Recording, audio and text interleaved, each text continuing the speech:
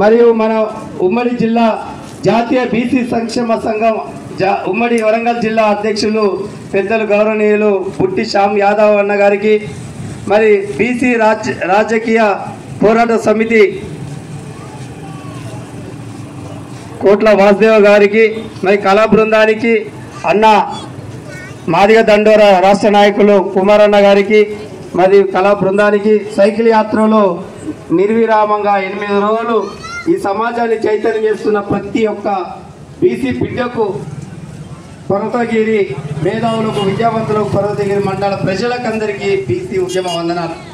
ఇవాళ సైకిల్ యాత్ర చేస్తున్నామంటే మరి బీసీలకు ఇవాళ ఆత్మగౌరవమైన రాజ్యాధికారాన్ని అంతిమ పోరాటంగా చైతన్యం చేయడమే ఇవాళ బాబాసాహెబ్ అంబేద్కర్ గారు ఈ యొక్క రాజ్యాంగం అందించి ఇవాళ ఒక పండుగ చేసుకున్నాం.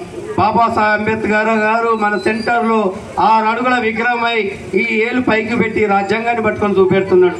అంటే ఆ భారత రాజ్యాంగం ఆధారంగా పరిపాలన జరుగుతున్నదంటే ఆ పాలకులను ఎన్నుకుంటున్న ప్రజలు, మరి ఇక్కడ కూర్చున్న పర్వతగిరి ప్రజలు, మరి ఇక్కడ ఉన్న వాళ్ళందరూ బీసీలు, ఎస్సీలు, ఎస్టీలు, అంటే ఈ దేశ మూలవాసులు. చూడండి, ఇక్కడ కూర్చున్న వాళ్ళందరూ బీసీ, ఎస్సీ, ఎస్టీ వర్గాలు. మరి ఇక్కడ ఈ వేదిక మీద రచ్చబండ కాడ రాత్రి పూట కానీ ఉదయం పూట కానీ కూర్చొని చర్చ జరుగుతుంది అంటే మరి బీసీ, ఎస్సీ, ఎస్టీ వర్గాలు. మరి ఇక్కడ అగ్రకులపులు ఉన్నారు. ఒక్కసారి మీ పక్కన అడగండి, ఎవరన్నా ఉండరు చూడండి, ఉంటే నన్ను పట్టుకోండి. వాళ్ళు ఎక్కడ ఉంటారంటే పార్లమెంట్లో ఉంటారు, వాళ్ళు అసెంబ్లీలో ఉంటారు. మరి వాళ్ళకు ఓట్లేస్తున్న ప్రజలు వీళ్ళందరూ ఇక్కడ రోడ్డు మీద కూర్చున్నారు. మరి ప్రజలను మనం చైతన్యం చేసుకోవాల్సిన ధర్మం, బాధ్యత మన మీద ఉంది. ఎందుకంటే బాబాసాహెబ్ అంబేద్కర్ రాజ్యాంగం ద్వారా ఓటు హక్కునిచ్చాడు. ఓటు హక్కు అంటే మనం మనిషిగా గుర్తించబడ్డం. ఇలా జంతువులకు ఓట్లు లేవు, పశువులకు ఓట్లు లేవు అనుకున్నప్పుడే మనకు రాజ్యం వస్తుంది.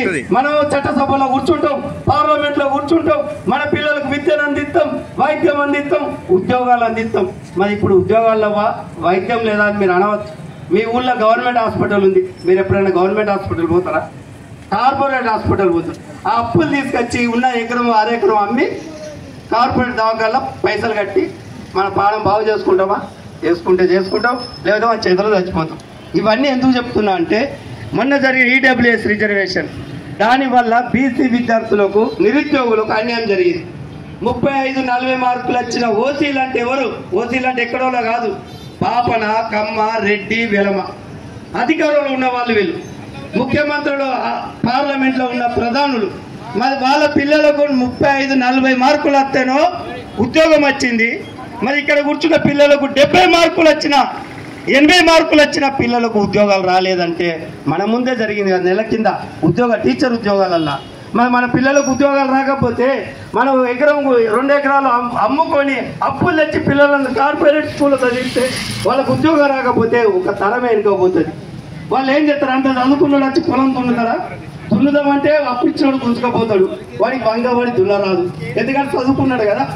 అందుకే మనమైనా ఈ వయసులో మన పిల్లల బతుకులు మారాలంటే, రేపటి తరం నిలబడాలంటే ఆ ఓటును ఆత్మగౌరవంగా భావించుకోవాలి. ఆ ఓటు ఉంటేనే మన వాళ్ళకు రోడ్ వచ్చింది, కరెంట్ వచ్చింది, వైద్యం వచ్చింది, విద్య వచ్చింది, బియ్యం వస్తున్నాయి, ఆరోగ్యశ్రీ వచ్చింది. 5 ఏళ్లకు ఒకసారి ఆధిపత్య వర్గము, కమ్మ, రెడ్డి, వెలమ మన ఇంటికి వచ్చి 2 చేతుల దండం పెట్టి, అయ్యా మీ ఓటేయండి, మీ ఇంటికి పెద్ద కొడుకుగా ఉంటా అన్నరా లేదా? ఒక్కసారి ప్రజలారా మీరు చెప్పుకోండి. 5 ఏళ్ళు మీరు ఓటేసినాక 5 నిమిషాల తర్వాత వాడు గెలిచి అక్కడ కూర్చుంటాడు.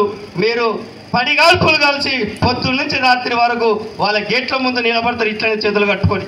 ఇది నిజమా కాదా? ఒక్కసారి మీరు ఆలోచించుకోండి.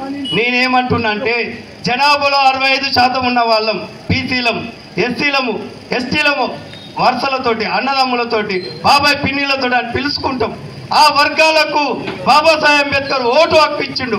ఆ ఓటు జనాభాలో ఎక్కువ ఉన్న వాళ్ళు. ఎందుకు అంటే ఓటు అంటే ఎందుకు చెప్తున్నా వినండి.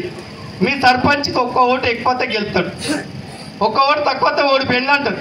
మరి 1 ఓటు ఎక్కువతేనే గెలిచింది కదా. మనం 65 మంది ఉన్నాం, 65 ఓట్లు మనకు పడితే మిగతా ఎస్సీ ఎస్టీ వాళ్ళగా ఉంటుంది 85 మంది ఉంటాం.